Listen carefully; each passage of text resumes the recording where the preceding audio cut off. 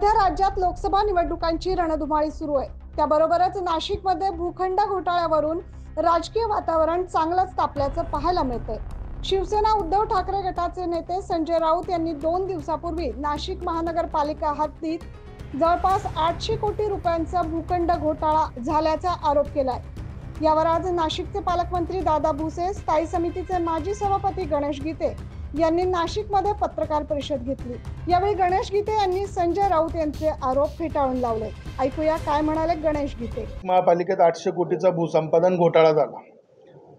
मुळात भूसंपादन प्रक्रिया ही निरंतर चालू आहे महापालिकेमध्ये। गेल्या 93 मध्ये जो महापालिकेचा विकास आराखडा मंजूर झाला त्यानंतर ज्यावेळेस विकास आराखडा मंजूर झाला त्याच्यावर कार्यवाही सुरू झाली, त्यावेळेस 95-96 पासून नाशिक महापालिकेत दरवर्षी भूसंपादनासाठी 20% राखीव निधीतून तरतूद असते। त्या तरतुदीतून जे आतापर्यंत 95-96 पासून सलग 25 वर्ष कलेक्टर ऑफिसला जे पैसे जात होते त्याचाच एक भाग म्हणून ज्यावेळेस मी स्थायी समिती सभापती झालो त्याच्या अगोदर यांनी प्रशासनाने आणि जे कोणी असतील त्यावेळेस त्यांनी ठरवून ही वाटाघाटीची प्रक्रिया राबविण्याचं त्या ठिकाणी ठरवलं होतं।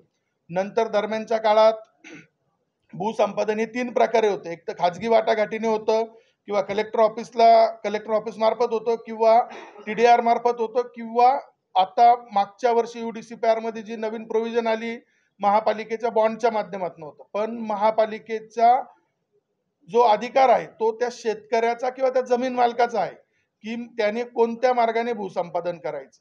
आणि त्यानुसार महापालिकेमध्ये प्राधान्यक्रम समिती गठीत झाली। प्राधान्यक्रम समितीने शासनाला पूर्ण अहवाल पाठवला की महापालिकेला भूसंपादनापोटी 5000 कोटी रुपये द्यायचे आहे।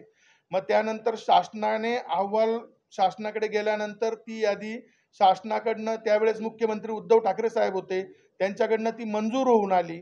ती मंजूर होऊन आल्यानंतर त्यावेळेस महापालिकेत आयुक्त म्हणून राज्य शासनाचा प्रतिनिधी पण होता। सर्व कारवाई प्रशासनाने, त्याची 5 लोकांची कमिटी होती प्रायोरिटीची, की याच्यात कोणाला पहिले मोबदला द्यायचा, काय द्यायचा आणि कशा प्रकारे द्यायचा। त्या कमिटी मार्फत स्थायी समितीवर अहवाल हा मंजुरीसाठी यायचा। आणि त्यावेळेचे शिवसेनेचे महानगर प्रमुख हे स्थायी समितीत माझ्यासोबत सदस्य होते।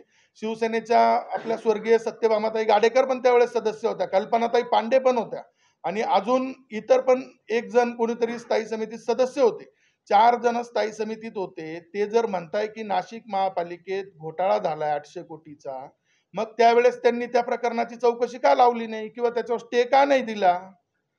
आम्ही आमच्याकडे जे आलं त्यांचा निरोप आमच्याकडे त्यांच्या मार्फतच यायचा की हे साहेबांनी सांगितलं हे करा, आणि त्या दृष्टीने आम्ही ते प्रकरण जे आमच्या नियमात बसणारे होते ते मंजूर केले।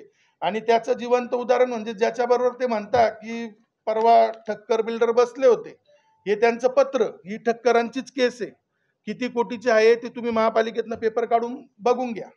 आणि पत्र आहे हे महानगर प्रमुखांचं, तत्कालीन शिवसेनेचे महानगर प्रमुख सुधाकर भिका बडगुजर आणि स्थायी समिती सदस्य हे त्यांनीच पत्र दिलेले। त्याच्यात त्यांनी काय म्हटलंय की वरील संदर्भीय पत्रा अन्वये आपण केलेल्या मुद्देनीय खुलासानुसार 14,635 चौरस मीटरचे क्षेत्र स्वतंत्र दिसून येत आहे। ना जा कम कायद्या अंतर्गत शासन जमा झालेले नाही। भूसंपादन प्रस्ताव 4082 भूसंपादनाशी सदर मिळकतीचा कुठलाही संबंध दिसून येत नाही। त्यामुळे आपण खुलासा योग्य असल्याने पुढील भूसंपादन प्रक्रिया राबविण्यात हरकत नाही। यावेळी नाशिक शहरात सर्व निर्णय संजय राऊत यांच्या म्हणण्यानुसार घेतले जात होते, असं स्थायी समितीचे माजी सभापती गणेश गीते यांनी या पत्रकार परिषदेत सांगितलंय। 9 न्यूज महाराष्ट्रासाठी प्रतिनिधी जितेंद्र नरवाडे।